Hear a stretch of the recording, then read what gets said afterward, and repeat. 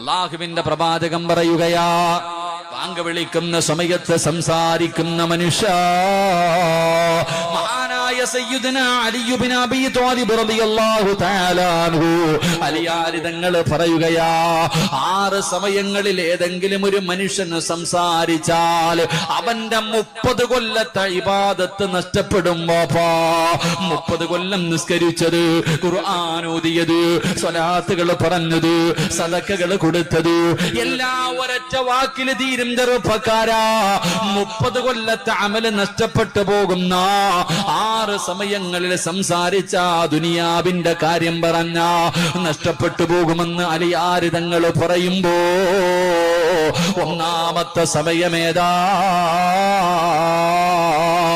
Allah Akbar, Allah Akbar. പടച്ചറ